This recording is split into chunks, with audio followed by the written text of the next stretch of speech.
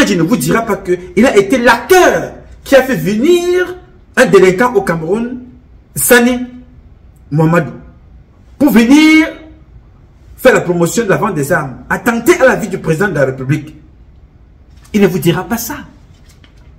Il ne vous racontera pas comment est-ce qu'il a fait pour faire fuir un mercenaire français au Cameroun avec la complicité de Bankui, la complicité de Rémi Zemeka, la complicité de celui qu'on appelle Mbargomboa, un autre criminel. Donc voilà des personnes qui ont en charge la sécurité du président, la sécurité du peuple camerounais, la sécurité du Cameroun, mais réussissent quand même à laisser partir des bandits, des trafiquants d'armes, pour aller s'attaquer sur des choses qui ne les concernent pas. Alors, si vous avez bien fait votre travail sur les routes, on vous donnerait le blanc-seing, on vous donnerait les félicitations. Oui, monsieur Atanadji, quand même, voilà, il a fait un rapport objectif. Et vous parle du message du président de la République en fin d'année ou en début d'année. Maintenant, nous sommes là en milieu d'année. La réhabilitation de la route n'a pas été faite. N'est-ce pas? Mais il vous donne le discours. Tout ce qu'il vous dit, c'est qu'il a été capable de faire 212 km en conduisant lui-même, sans s'arrêter, sans se reposer. Mais qu'il vous dise aussi qu'il a passé son temps à voler, sans partager, à détourner les budgets, à mentir le président de la République. Voilà, les conséquences sont là. Alors, je veux ici, à travers cette publication, dire au président de la République, moi, je ne vais plus tolérer n'importe quelle bêtise. Nous avons connu ça pendant 42 ans. Parler le matin, parler à midi, parler le soir. Dénoncer le matin, dénoncer à midi, dénoncer le soir. Pour que les sanctions soient prises contre ces voleurs. Atanadji est un bandit. Au gouvernement, au Premier ministre, au ministre des Finances, au ministre de la fonction publique, à tout le gouvernement, pour qu'ils montent d'un camp. Dans cette lutte. Dans cette lutte. Nous ne pouvons pas lutter contre la pauvreté en laissant les gens détourner les fonds publics. Je rappelle que Atanadji est un délinquant. Ce n'est pas moi qui le dis, c'est la Cour des comptes qui le dit. Et c'est un Camerounais qui nous rappelle ça. C'est ça le problème aujourd'hui, parce que nous avons la possibilité d'archiver les sorties de chaque Camerounais et de chaque Camerounais. Je vous invite à écouter ce Camerounais qui a eu le courage au Cameroun. Il ne parle pas dehors, étant dehors comme moi. Il a pris son courage au Cameroun de dire ce que vous allez suivre là. Écoutez et regardez ce compatriote qui a pris son courage à deux mains pour dire ceci. On sait très bien. Je vous prends un autre cas. L'ancien directeur général de la CRTV. Non. Vamolke. Amadou Vamolke. Il a un procès qui a ouvert, qui a été renvoyé, je ne sais pas, 130 fois. Renvoyé 130 fois. Je veux dire que quand on arrête une personnalité aussi à un rang élevé de la société, on devrait pouvoir au moins, même pas par respect pour lui, accélérer la procédure et pouvoir déterminer s'il est coupable ou non. 139 renvois. Monsieur Amadou Vamolke, en prison à Kodengui, ancien directeur général de la CRTV. Des cas, je peux vous citer. Monsieur Olangena, avec qui j'ai discuté, le ministre Olangena, c'est pareil. Qu'est-ce qu'on dira? Je dis bien, autant, il y en a qui, vous voyez bien que je ne voudrais pas les citer, ceux que je cite, pour moi, c'est des gens qui aujourd'hui sont en prison de manière innocente. Il y a des marches qui sont programmées pour le 13 avril prochain par le MRC, sauf que vendredi, le ministre de l'administration territoriale a pris un communiqué annonçant l'interdiction de ces manifestations. Et je pense qu'il y a... On est dans un pays où chacun voudrait, dans un petit coin, faire le petit roi. J'ai lu ce communiqué. C'est 2 pages. Monsieur Atangan dit, il s'agit de lui, c'est bien ça? Ok. Alors, Monsieur Atangan déclare que le MRC, noir sur blanc, le MRC est responsable des saccages des ambassades du Cameroun à Berlin et à Paris. Ministre de l'administration territoriale. Il se substitue au ministre de la Justice, au juge. Il se mixe dans une procédure judiciaire qui est en cours et prend des conclusions. Parfois, on a envie de demander à certaines personnes, quel que soit leur niveau de responsabilité, fut-il ministre, je ne sais pas quel concours passe pour être ministre, mais qui est-il en fait? Que veut-il? Où veut-il amener le Cameroun? On ne peut pas continuer comme ça. Mais on se pose des questions même, parfois, sur la personnalité et la qualité des personnes qui entourent le président Biya. Moi, j'ai, dans ma vie professionnelle, pour les rares fois où j'ai eu la commande publique, c'est moi qui ai édité le premier rapport national de la CONAC. Dans ce rapport, il est écrit noir sur blanc. Monsieur Atanga dit, reconnu coupable de détournement à la Campost de plusieurs centaines de millions. C'est pas moi qui le dis, c'est la CONAC. Il y a d'autres choses qui sont dites sur lui. Mais bon, moi comme je n'ai pas d'éléments probants là-dessus, je préfère ne pas me prononcer. Donc à un moment donné, il faudrait que ceux qui voudraient aujourd'hui nous donner des leçons, qu'ils ont au moins de la qualité pour nous donner ces leçons-là. Bien, vous avez écouté cette publication de ce compatriote. C'est le cœur, c'est la colère, c'est la déception. En écoutant ça, ce compatriote se pose la question, comment un monsieur comme celui-ci peut devenir ministre avec 2 portefeuilles dans le même gouvernement après avoir volé dans les caisses de l'État? Son complice avec lequel il a opéré est en prison, mais pas pour ces faits-là. Il est en prison pour quelque chose d'autre. À tort ou à raison, il est là-bas. Ça démontre les règlements de compte qu'ils se font entre eux. Parce que quand il vous parle des routes là, à Tananji, il règle les comptes avec quelqu'un d'autre, mais il ne vous parle pas de son propre travail.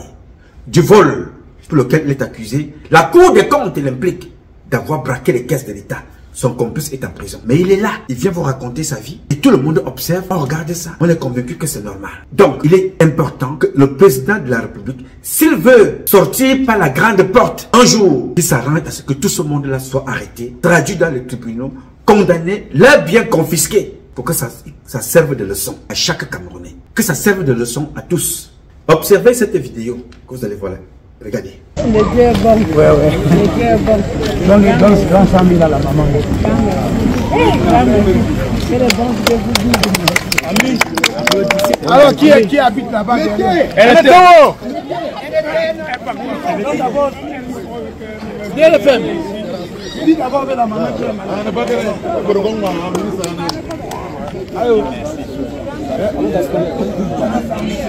Elle était béo. Elle était en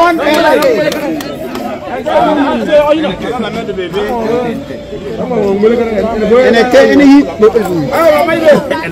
Ça va? Elle était un début. Le ministre a tellement de fans. Venez là. Venez donner chaque maman à quelque chose. Bon, on parle. Oui, non, oui. Voilà. Vous t'as mis de photos là. Vous t'as mis de photos là. Voilà.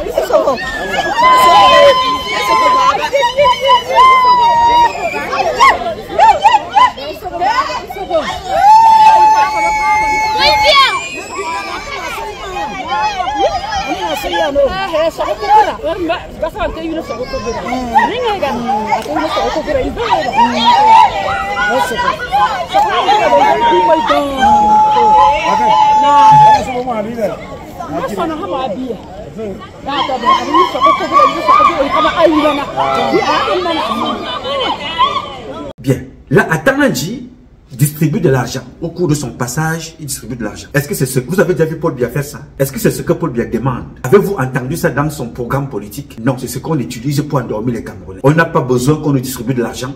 On a besoin que nos richesses soient équitablement partagées, redistribuées par les infrastructures, le développement des routes, les écoles, la sécurité, l'emploi, la sécurité, l'emploi. Développer les infrastructures pour protéger et faciliter le quotidien des Camerounaises et des Camerounais. Créer des emplois On ne vous demande pas de venir distribuer de l'argent. 5 000 à gauche, 5 000 à droite, 50 000 à gauche. Voilà le monsieur qui parlait tout récemment et disant à une maman, garde bien ton argent. Le dehors est dangereux. Le dehors est mauvais. Il faut bien cacher votre argent et le dehors est mauvais. Il faut bien garder votre argent et le dehors est mauvais. Il faut bien garder, parce que le dehors est mauvais. Il faut bien garder.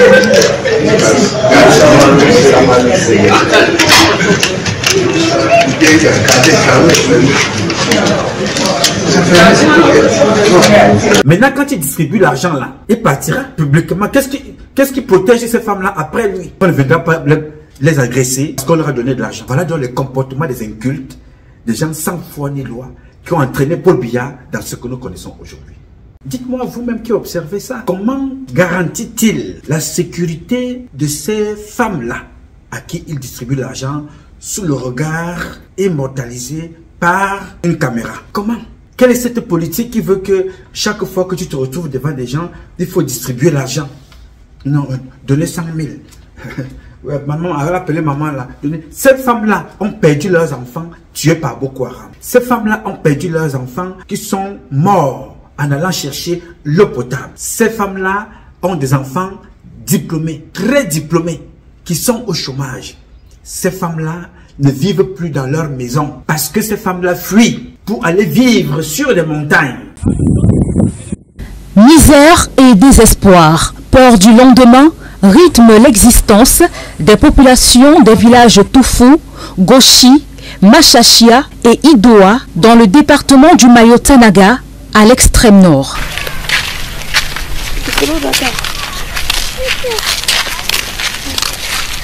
Ils transportent sur leur tête tout ce qui leur reste comme bien. Sans domicile fixe, ils arpentent les collines, espérant laisser le danger derrière eux, mais ils ne sont jamais vraiment en sécurité. Emmanuel est élève en classe de première au lycée de Touro, le seul encore fonctionnel dans le coin. Il se déplace à bord de sa moto avec sa valise, sa natte et ses fournitures scolaires. Quand vous voyez ces positions avec des nattes et des valises, c'est comme ça que nous, les élèves de Touro, partent à l'école. Quand on quitte de la maison pour aller aux montagnes, on n'a pas encore le temps pour rentrer à la maison parce que nous sommes égarés et sur la montagne. Emmanuel Galvi transporte pratiquement toute sa vie sur cette moto. Lui qui nourrit le rêve de faire de grandes études, se trouve aujourd'hui buté aux conséquences d'une guerre qui lui a presque tout arraché. Voici le cahier ici. Ça, ce sont mes cahiers à présent. Et de l'autre côté, ce sont mes bagages. Vous les voyez, et des draps présents. Ça, ce sont les bagages. Les bagages. Voici comment nous, on fréquente ici à Touro. C'est vraiment grave. Nous ne savons pas de quoi l'État pense à nous. Parce que ces situations nous ont carrément dépassé. Je suis en salle de la première. Vous le savez que la première aime la concentration sur le cahier.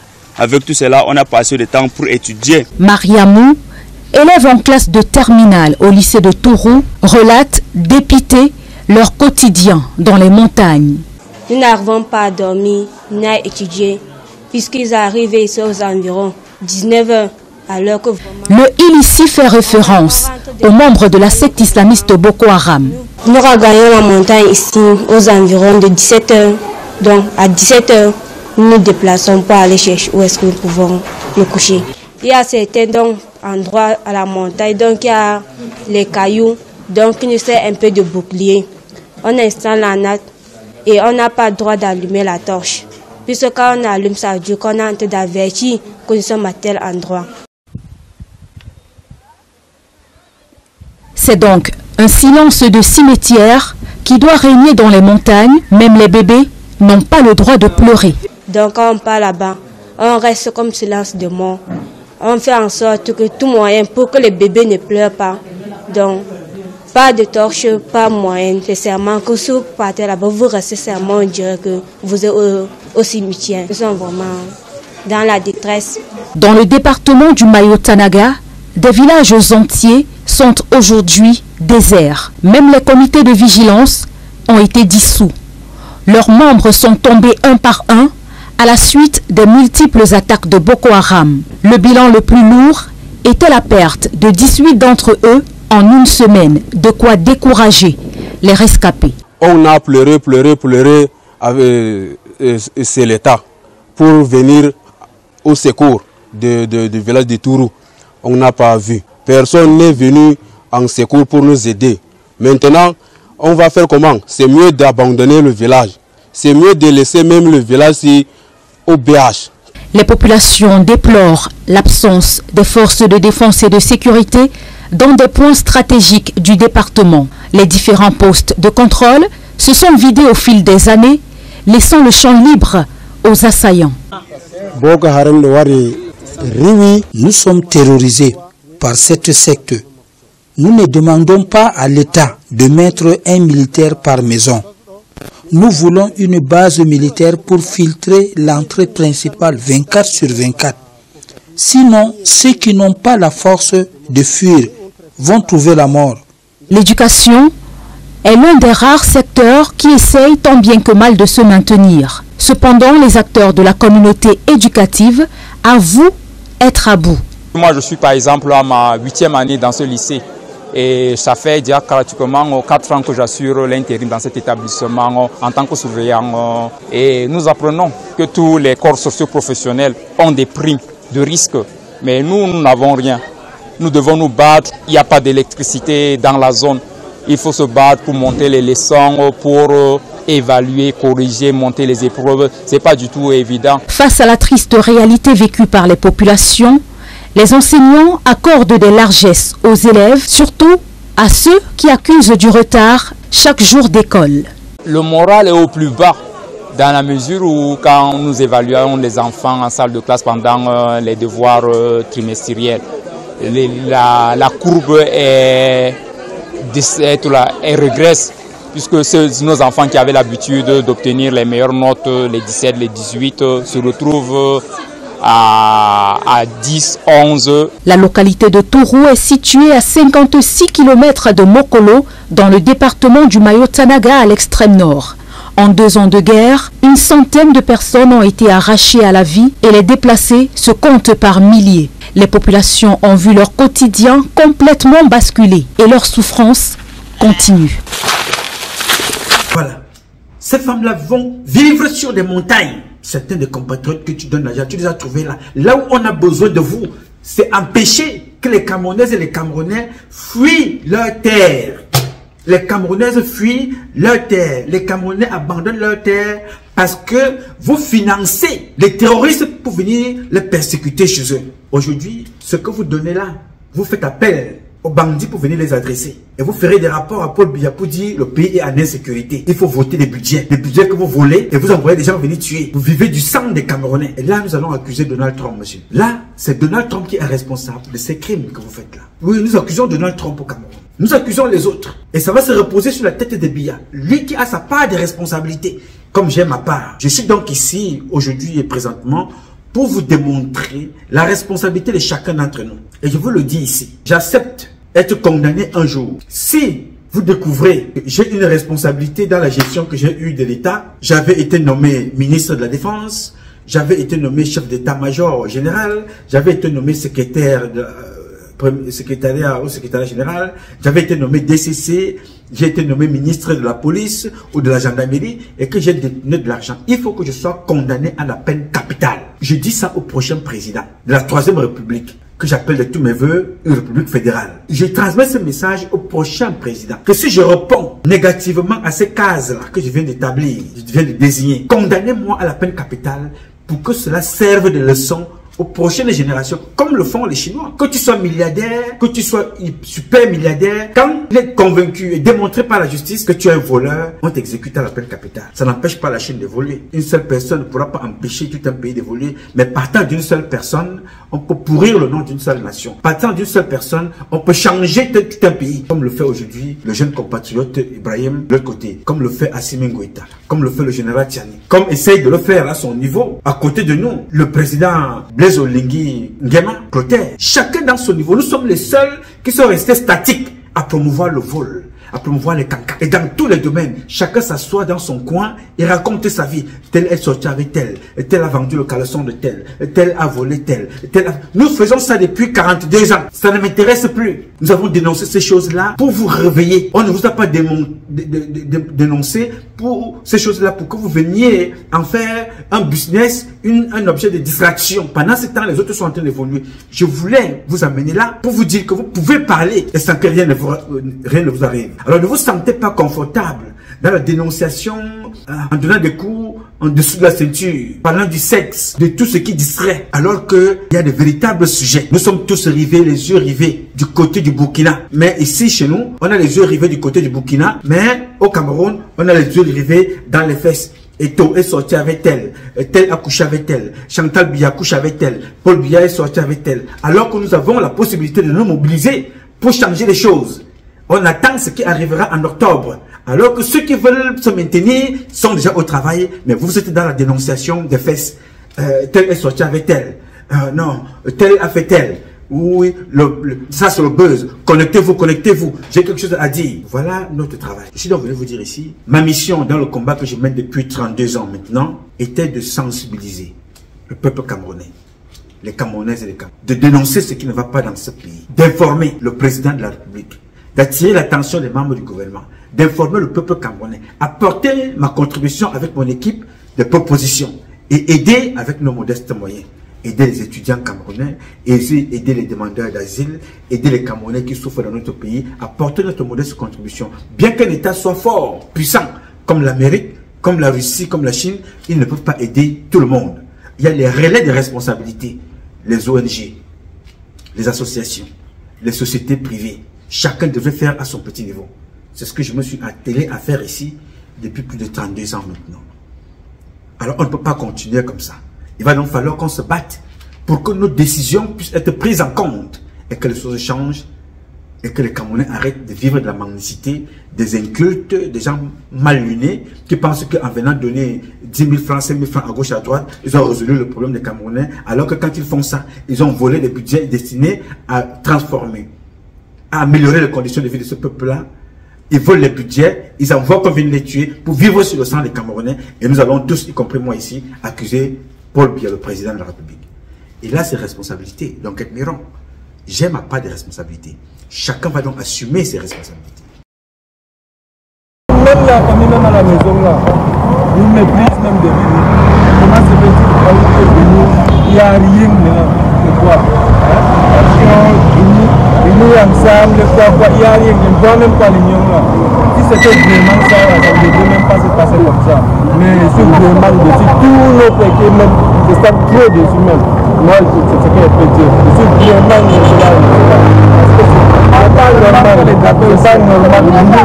Vous voyez, ça c'est vraiment, ils ne doivent même pas gérer. C'est décevant, trop décevant.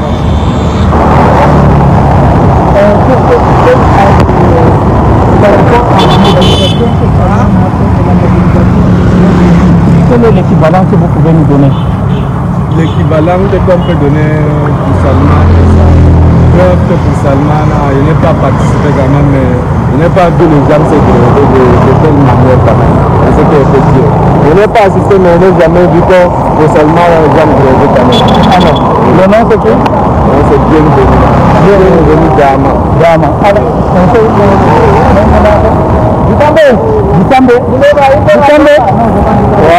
Voilà, vous voyez, nous sommes sur place actuellement, en face de l'hôtel Mizao. Voilà, nous avons mobilisé les gens et n'ont pas géré. Il est bien vrai que nous voulons marcher, ou bien certaines veulent marcher. Nous nous retrouvons présentement au site de recasement des sinistrés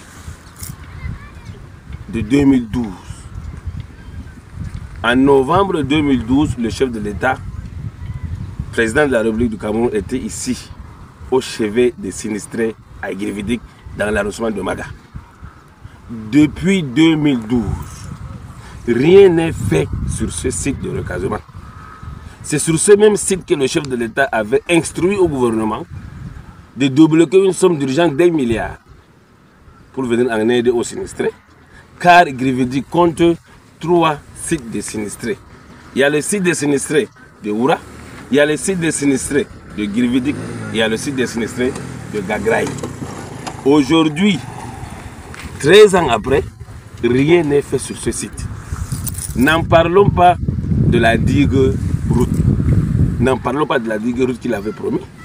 N'en parlons pas de la digue du long du fleuve Logone qui a de vouloir céder.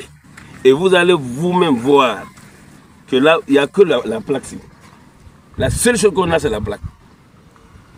Du souvenir qu'on a ici, c'est la plaque. Vous allez voir tout au long, il n'y a rien. Il n'y a que quelques bornes où vous voyez là, où vous pouvez prendre. Il n'y a que ces bornes là où vous regardez. Il n'y a rien sur ce site. Et vous voulez que les gens puissent marcher sur la base de quoi? Regardez, le chef de l'État nous a promis. C'est un site de recasement.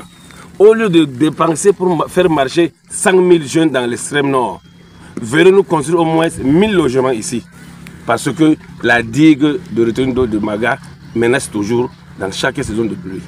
Venez-nous avec cet argent pour nous colmater les brèches qui se trouvent au long du fleuve Logone. Monsieur le Président de l'Assemblée nationale, Monsieur le Président du Conseil économique et social, Monsieur le Premier ministre chef du gouvernement, le ministre des Affaires sociales. En 2012, toute la République du Cameroun était ici sur ce même site. Pour quel souvenir? Nous n'avons aucun souvenir de ce genre. Et jusqu'à aujourd'hui, les gens ne savent pas sur quel point danser. S'il vous plaît, au lieu de dépenser pour des marches, venez dépenser pour ce site, car les sinistrés y vivent toujours. Et je vous reviens, il y a 3 sites de recasement ici à Grividic où il n'y a aucun logement social.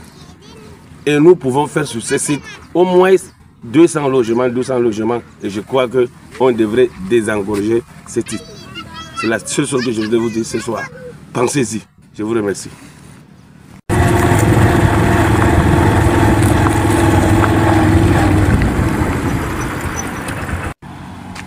Quelque chose de très marrant.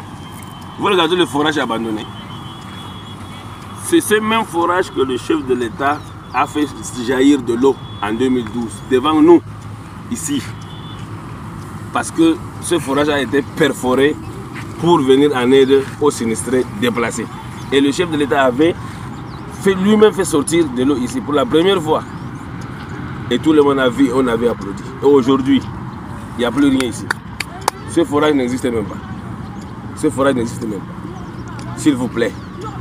Nous avons tellement de problèmes, tellement de maux qui minent notre société. Venez avec cet argent que vous voulez dépenser pour nous venir en aide pour ce site. C'est la seule chose que nous vous demandons. Et le terrain est vaste. Et parce que chaque année, la digue menace. Chaque année, la digue menace. Et je crois que cette fois-ci, venez-nous avec le logement. Et je crois qu'on aura fini avec.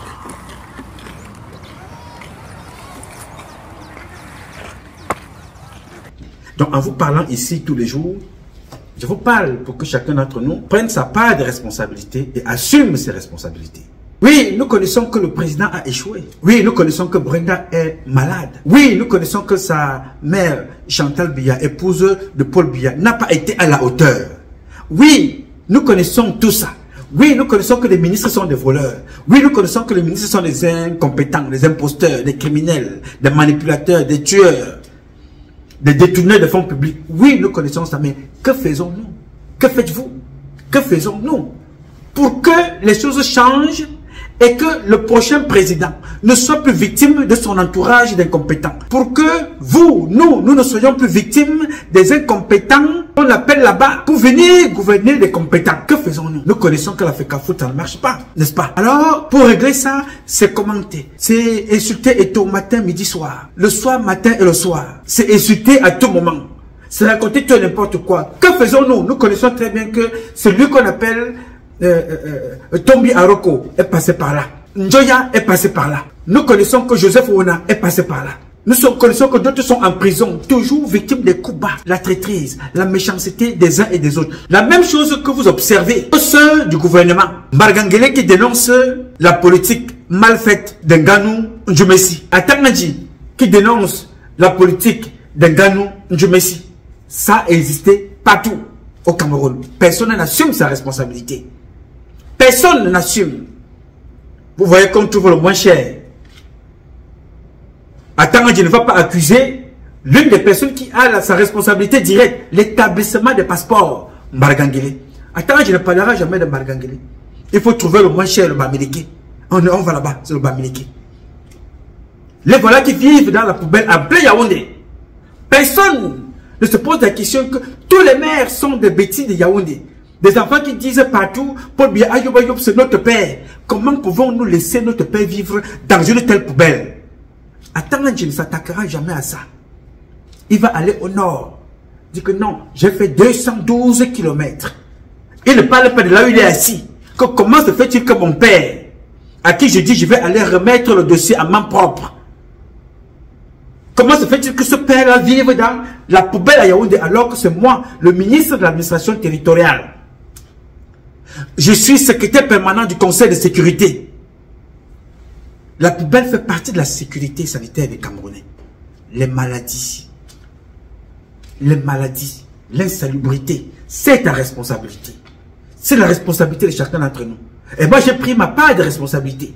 Il y a 32 ans, je me suis levé en abandonnant ce qui m'était le plus cher. Mes parents, en abandonnant la fonction que j'ai choisie dans ma vie, servir dans l'armée, soldat, militaire, être au service des miens. Maintenant, je quitte ici, je m'avais servi dans d'autres pays. Je m'avais servi en Haïti, je m'avais servi dans d'autres cieux. Alors que j'ai l'expertise pour sécuriser mon propre pays, sécuriser mon peuple. À cause des personnes comme les Atangandi, des bandits qui sont au pouvoir. Et voilà là où on a entraîné le président de la République. Les gens veulent comprendre. C'est quoi les médiocres qui suivaient les excellents? Les gens veulent comprendre davantage. En fait, nous sommes dans un gouvernement de médiocres. Nous sommes dans une aristocratie de médiocres et qui ont créé eux-mêmes une communauté de pêcheurs. C'est-à-dire que tous ont pris de l'argent dans les caisses de l'État et le président de la République s'est arrangé à ce que tous aient les mains sales. Si vous n'avez pas les mains sales, on ne peut pas vous nommer. C'est comme ça que ça marche. Attends, vous dites que le président s'est arrangé que tout le monde... Il s'est arrangé à ce que tous ceux qu'il nomme aient les mains sales. Si vous n'avez pas les mains sales, on ne peut pas vous nommer. C'est comme ça que la République fonctionne. En fait, le président a compris une chose. Il est seul contre tous. Comment faire pour se maintenir au pouvoir? Alors il utilise les forces de ses ennemis contre eux-mêmes. Je m'explique. Les médiocres, il les met au-dessus des plus méritants. Et c'est les médiocres là qui sont au-dessus des plus méritants qui s'arrangent à ce que les plus méritants n'émergent jamais. Vous avez dit quoi? Je m'explique. Les médiocres, il les met au-dessus des plus méritants. Et c'est les médiocres là qui sont au-dessus des plus méritants qui s'arrangent à ce que les plus méritants n'émergent jamais. Et du coup, le président de la République, lui, est tranquille parce qu'en fait, les médiocres font son travail au quotidien. Et s'arrange à ce qu'aucun méritant n'émerge pour régler le problème du président de la République. C'est comme ça que ça fonctionne dans cette République. Regardez seulement, vous allez voir un individu qui arrive là, il est ministre. La première chose qu'il fait, c'est qu'il commence d'abord à chercher tous les gars de son village qui sont excellents. Il les jette loin de lui. Ensuite, il cherche dans le ministère encore qui a un diplôme le plus élevé ou qui a des excellents états de service. Il les met hors de l'affaire. Il part donc chercher ses amis et il les amène près de lui. C'est comme ça que ça marche. Oui. Je vous prends un simple cas. Vous allez voir par exemple que si vous prenez au ministère des Finances, vous avez par exemple vu, si vous prenez un ministre qui arrive aux finances, ou laissons les finances, l'économie, les poches comme la direction des investissements, vous savez où il peut aller chercher, non? On peut aller chercher quelque part dans un petit village, un petit enseignant là. On sait qu'il ne connaît rien de l'affaire. Il n'est même pas, il n'est rien du tout. On le place là. On sait que quand on lui demandera de décaisser, il va décaisser. Et c'est comme ça que ça marche. Et on lui rappelle en fait que vous n'êtes qu'un petit enseignant de philosophie. Donc vous faites comme vous marchez comme on veut. C'est comme ça que ça fonctionne. Donc il y a à travailler comme ça dans ce pays. Pour se maintenir, il a utilisé les énergies de ses ennemis contre eux-mêmes. Et c'est comme ça que ça fonctionne. Les médiocres, c'est eux qui veillent à ce que les plus méritants n'émergent jamais. Et quand vous avez donc étranglé l'ascenseur social, parce que c'est de ça que je veux parler, vous avez étranglé l'ascenseur social, vous arrivez donc à ce que nous voyons aujourd'hui. C'est-à-dire que le médiocre qui veut se maintenir, qu'est-ce qu'il fait? Il chasse déjà toutes les compétences. Et en plus, il veut plaire au parti. C'est ce que disait M. Emilien Tangna tout à l'heure. Il veut plaire au parti. Et pour plaire au parti, il fait comment? Il doit mettre la main dans la caisse.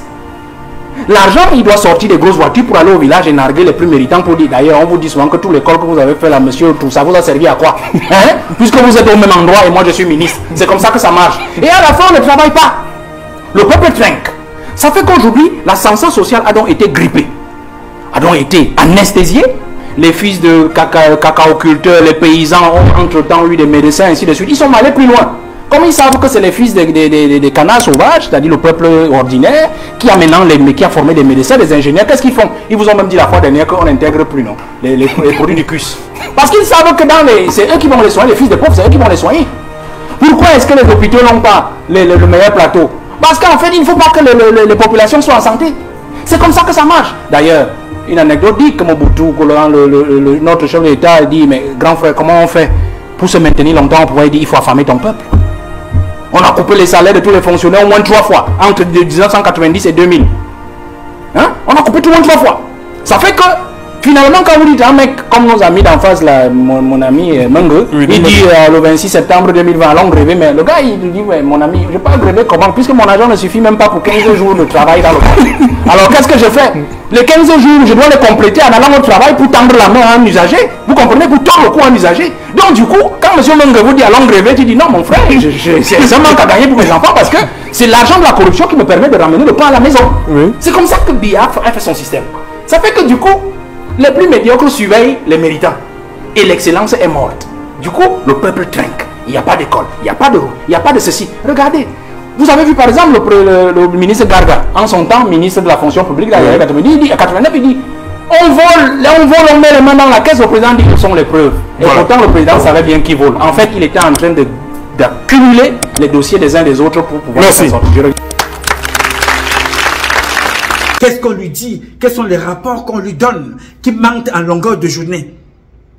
Le président est en train de se contredire chaque jour. Il dit les mêmes choses. On fait écrire les mêmes discours. Il fait raconter les mêmes choses au point de devenir ridicule devant le peuple, devant le monde entier. Paul Biya a dit les mêmes discours, il a lu les mêmes discours du premier jour jusqu'à aujourd'hui. Les Camerounais qui sont nés connaissent les mêmes discours. J'ai lu quelque part l'artiste que j'apprécie beaucoup, Petit Pays, s'énervait sur un plateau, sur une scène musicale. Nous rappelons ce que nous étions. À l'époque, nous avions des avions-taxis. Avions-taxis. C'est-à-dire, comme ça se passe à New York. Tu vas payer, je ne sais pas combien ça coûte parce que je n'ai pas le temps pour ces choses-là. Parce que nous avons fait ça avant d'autres pays. Tu vas payer pour que l'hélicoptère se promène avec toi en ville. Nous avions déjà ça au Cameroun, chez nous. Quand on parle de recyclage des bouteilles, nous avions déjà ça au Cameroun à l'époque d'Aïdjo. Quand on fait la publicité des marmites, des macocottes là, nos frères du Nord fabriquaient déjà des marmites, des cocottes. On appelait ça les cocottes. Se promenaient avec ça dans les pouces. Nos parents achetaient. La coiffure, le morolo se promenaient partout pour coiffer dans des maisons. Et des belles coiffures. Qu'est-ce qu'on n'avait pas? Voici ce que disait Petit Pays. Nous étions les premiers en Afrique. Aujourd'hui, on nous compare à la Centrafrique. Et oui, moi quand j'avais 5 ans, j'ai trouvé les avions taxis.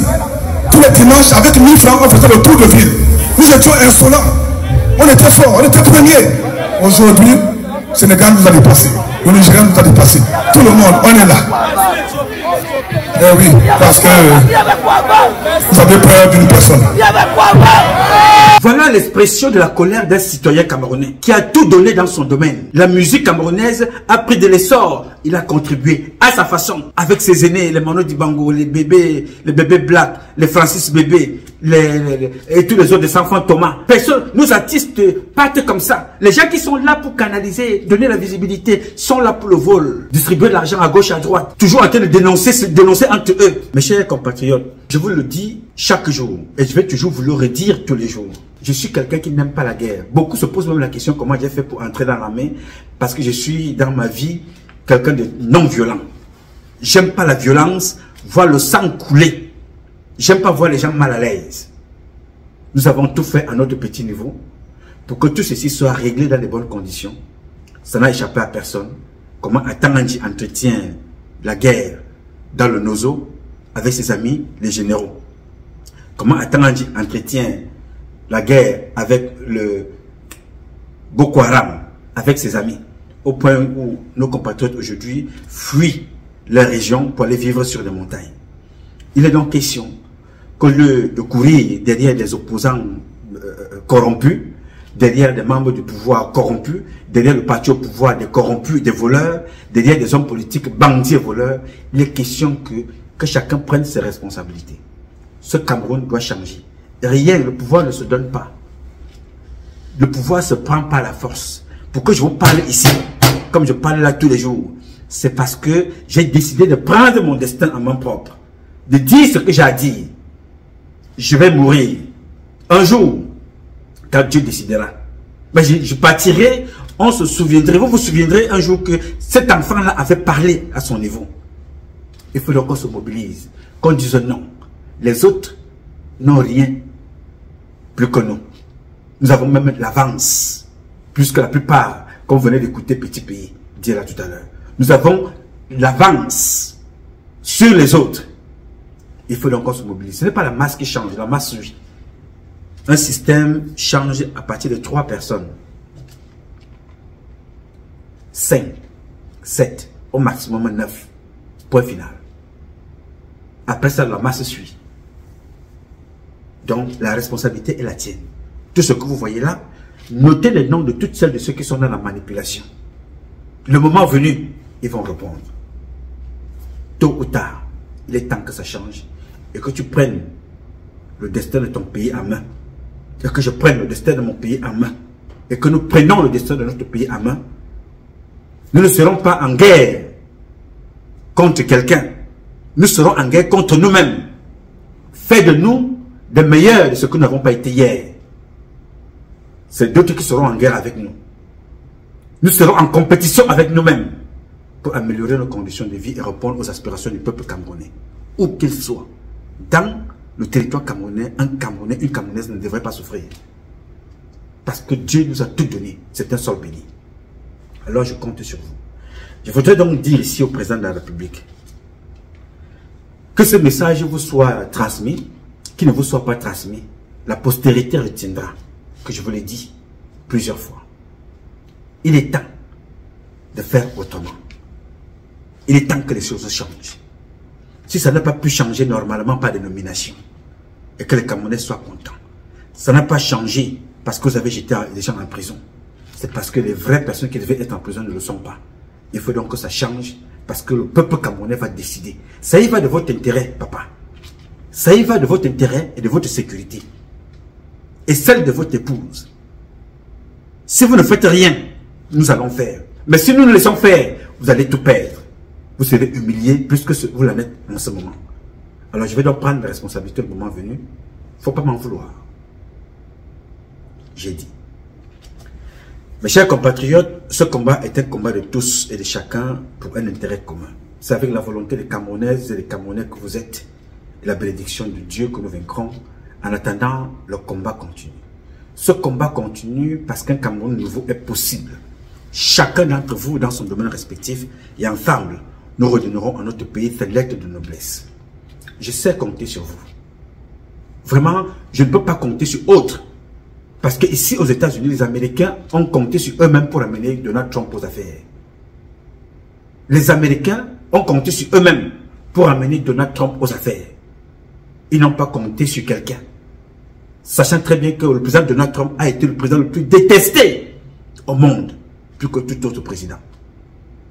Je vous parle aujourd'hui, ce matin-là, je suis habillé, je ne vais pas changer, je vais prendre ma route là-bas tout de suite pour aller dans les bureaux à Washington DC pour aller plaider de ce qui se passe au Cameroun. Je compte sur vous. Parce que nous partons dans ces bureaux-là, ce n'est pas pour aller demander une aide quelconque. C'est pour éviter demain qu'on nous traite des terroristes, comme on traite certains qui sont reçus en Europe. Nous avons la possibilité de tout faire sans l'aide des personnes. Nous sommes capables. Donc je sais compter sur vous. Je sais compter sur vous comme les Burkinabés comptent sur eux, comme les Maliens comptent sur eux, comme nos compatriotes du Niger comptent sur eux, comme ceux qui sont à côté de nous, les Gabonais comptent sur eux. Maintenant, les Camerounais sont chassés là-bas. Au lieu de mettre de l'ordre dans leur pays, au Cameroun, ils vont inonder les Gabonais avec des taxis volés, avec tout ce qui est mauvais, alors que les enfants sont en train de tout faire pour remettre leur pays sur les rails. Les Camerounais abandonnent là où ils ont plus d'avantages pour reformer, pour aller étouffer les Gabonais. En passant, je vais donc dire un message au président gabonais dans ma prochaine publication. Ces Camerounais-là, s'ils ne peuvent pas se plier aux règles et aux lois du Gabon, il faut les renvoyer chez eux légalement. Pas comme ça s'est fait en Guinée, qu'on ramasse des gens comme ça. S'ils ne peuvent pas respecter les lois du Gabon, renvoyez-les chez eux. Ils ont plus de possibilités au Cameroun qu'au Gabon.